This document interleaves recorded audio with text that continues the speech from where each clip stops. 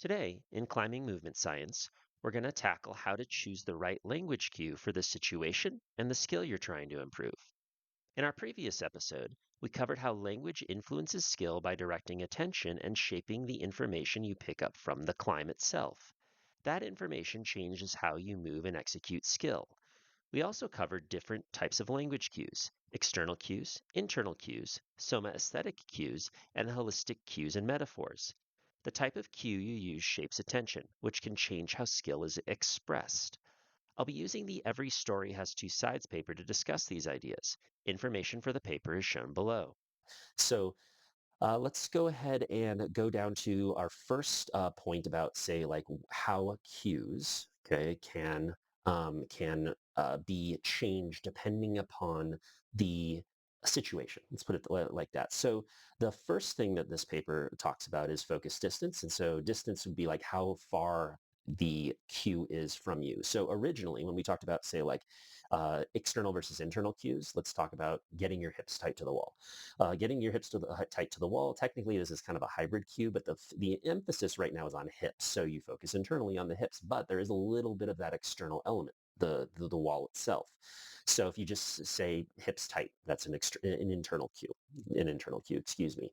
If you say, hey, I want you to drive in tight to, and then you put like a chalk spot on the wall, that would be a close proximal external cue. So external and internal cues also have proximal and distal sides to them. So basically, a proximal internal cue would be like the trunk. A distal internal cue would be probably further out on your limbs as you go like away, say, from your center of mass. On the external side, a close one would be very tight, very close into the wall. Say, like, get your belt buckle to the wall. Okay, that would be a good close proximal external cue. A second cue that's more distal might be saying something along climbing is challenging. You don't always just want to go tight to the wall. Sometimes you want a directional. So you might say pick a chalk spot or a hold that's out to the left and basically say, hey, I need you to drive closer to that hold. Drive your belt buckle closer to that hold, and then it gets it directional, gets it a little bit more, but not just in, but also in and then out to the side. You might even pick something even further, like, hey, if you're in bench press, they talk about, say, like drive the bar to the ceiling. Okay, and so the ceiling is pretty far away, and so you have this like the part that's a little bit closer to you, but then you also have a more distal element of the external cue. Um, so that's focus distance, and the when we go to, say, the next one. Which is focus relevance. I'll just quote this real quick. In this manner, it is possible that focus relevance may moderate the relationship between between expertise and focus distance. An external relevant focus, which comprised mentally focusing on the target, facilitated superior shooting performance compared to an external irrelevant focus. So all they're really basically saying here is that they had a focus on the target versus a random external auditory cue, and the focus on the target matter. And so we can get into this a little bit more. What is the relevance? Relevance actually really matters because when it comes to cueing, your cueing focuses on something specific. And often this is the performance, the most important performance variable or variables, either in the environment or in your body if it's an internal cue. And so the relevance itself is actually very important. In that case, they basically said, hey, totally relevant versus totally irrelevant, but there are grades and shades of gray in between. The next one was focus salience. And the cool thing about focus salience is we're going to go into holistic cues and metaphors. We talked about that earlier with the swan flamingo remark. Whilst there remains some inconsistencies in the literature, there is little doubt that from a practitioner perspective, some tasks may exhibit challenges when identifying more salient external movements, such as gymnastics. So for example, it's a little hard to basically say, hey, get your like tighten up to this. Maybe the elements here are more about the form itself than necessarily about the relationship with the beam or something like that. The next part of this basically says a holistic attentional focus that is targeted toward generalized feelings of the movement to inhibit conscious control of efforts. So this brings in a couple of things. One is that language cues are meant to be to be simple for the most part. They're simplified expressions, so we can target our attention towards the thing that matters the most. Holistic attentional focus is a little bit more on the side of it's those metaphor things that we were talking about, or it might be say like explode, feel like a feeling of explosion as you like when you're doing a squat jump or a dyno. And then another one, I think later on, they talk about the supine forearms in a volleyball pass. So basically, like, don't think about your forearms. Think about your forearms are a platform. So in that way, like you could do the same thing with climbing, where let's say you're trying to learn how to do a pogo. Instead of thinking about your leg as you swing the leg back and forth, you might think about what you wanted to do with a a ticking clock or a pendulum, and so or a wrecking ball, and how far back do you want the wrecking ball to throw? How much do you want to really drive the wrecking ball in towards, and then maybe pick an external cue. So the bottom line is that the salience itself, okay, and we talked a little bit about this in terms of how evocative a cue can be earlier. The salience of the cue really matters, and the salience in this case is, sometimes there is no good external cue, so we need to make sure that the salience is solid. So let's go ahead and jump over to another paper, and I can't show you this paper. It is Harnessing the Power of Attention, Exploring Focus of Attention. So where do you say like external versus internal cues uh, versus these somaesthetic cues, holistic cues? Under what circumstances should we be using one versus the other? So in this paper, they talked about performance and aiming tasks as an example. This is quintessential external cue territory. You've got something further out. In climbing, this might be coordination moves. It might be dead points to something specific, or there might be a blocked hold. There's an accuracy component that matters here, so that and there is a goal that's further out that we can kind of like target and say, hey, this is a cool external cue that we can get to. Where do we want whatever it is that we want our hand or whatever to get to, our hips or whatever to get to, and then we can start to build language around that focus of attention, which then shapes our movement, which then shapes the skill. Then you have performance informed tasks, such as like we talked about gymnastics. So the authors write, such an internal intentional focus should enable athletes to identify the most relevant bodily information for movement self-organization, e.g. leg in relation to head location, as well as efficiency, by directing cognitive resources away from less relevant external environmental information. So they don't want the individual practicing on the floor to be focused on the crowd or focused on, say, like a spot 6 feet away.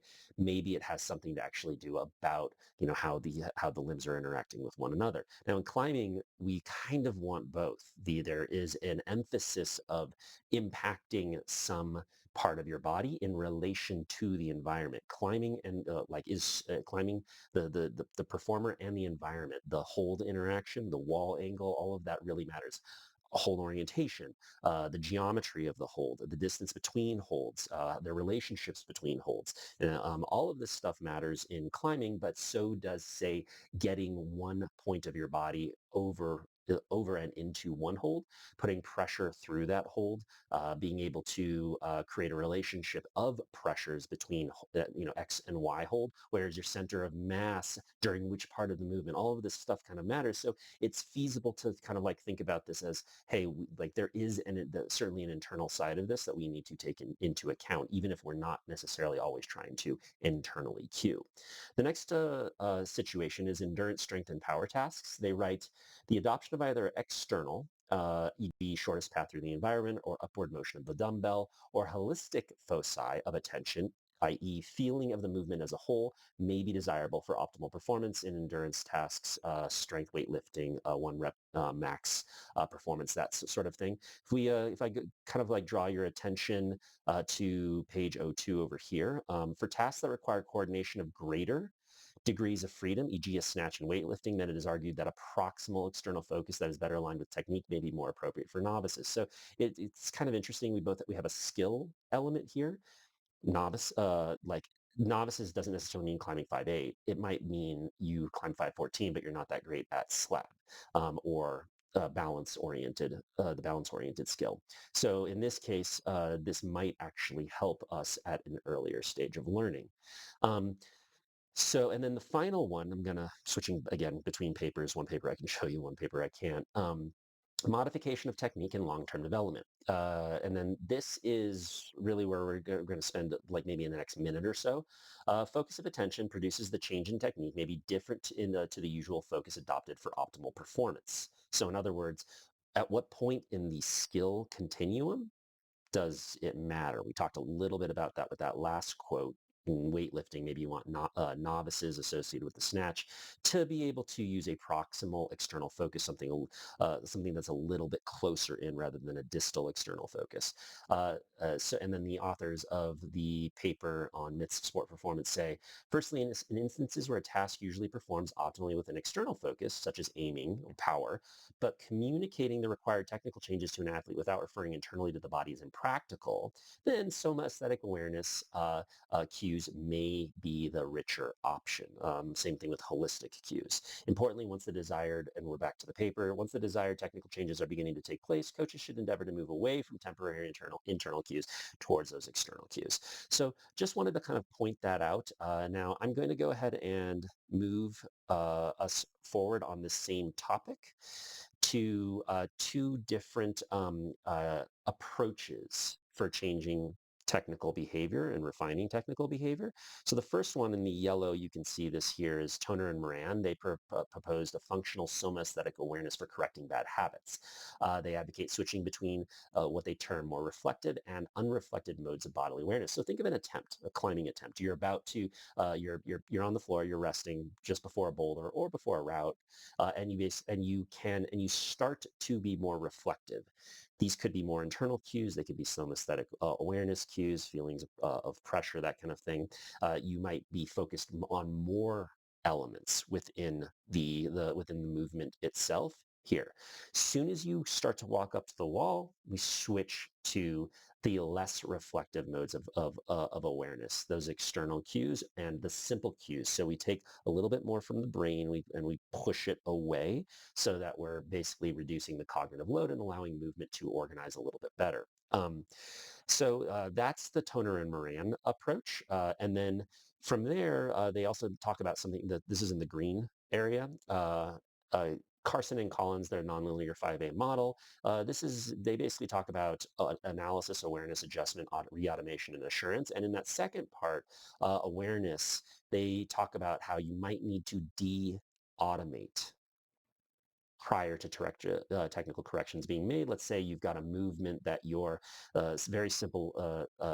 You've got one static climber and you've got one dynamic climber, or more importantly, you have one static climber who perches a lot, shifts their center of mass over the target foot, and just sits there, and then attempts to make that move. Well, what if if you're trying to encourage, say, a little bit more, dead point direct motion? Well, we might need to de-automate the perch, and there are cues that can help us do that are associated with language, also that are associated with task constraints. That's another part of this that I won't get into. Language cues are not the only thing that draws attention to something. There are other things that can draw attention, that can influence movement. Today is only about language. So the bottom line is that you have these two sort of ideas here where you can do some technical correction and or change the pattern that is expressing it. You can better adapt to the environment. All right, the final thing I'm going to point out is a table 1 in the Every Story Has Two Sides paper. I'm not going to go over all of this. When there's a decision to be made to select the most appropriate external focus, so if we're going over here, in a skill requiring coordination of several body parts, we might want to use a proximal external focus. If that was not that great, let me go ahead and redo that. Proximal external focus when working with individuals in early stages, and distal external focus when working with individuals in later stages. When there's a need to simulate an external focus because this exists naturally, you might use visual images to replace body parts. We talked about pendulums, we talked about platforms, replacing the forearms, that sort of thing, using replacement for missing information. When a meaningful external focus cannot be easily identified, adopt a holistic focus of attention, holistic or the focus, metaphor. And I'm going to skip down to a few to to these two right here. To prevent injury caused by long-term technical errors or refining motor skills, they recommend the 5A model. So we talked a little bit about how the 5A model, as well as how somaesthetic awareness, these things can potentially change and or shift you and de-automate, and then hopefully help you bridge the skill a little bit better, re-automate it back in, and then optimize it essentially. You can use internal and external cues to, successfully, as well as these holistic cues, these sort of hybrid cues, and somaesthetic awareness cues, depending upon what you're doing. Not going to go over all the cues that I've used in that would, there are a billion of, depending upon the situation, depending upon the person. But I gave you some great examples. If you liked this, subscribe, like hit the like button, leave a comment with some great cues for the situation involved. Ask any questions you want. Say hi to Thor if you'd like. And I really appreciate being here. And yeah, I'll be doing some more of these videos. And if you're curious about a paper or a concept within skill development, reach out. I'm happy to build these videos around what you're interested in. Thanks again.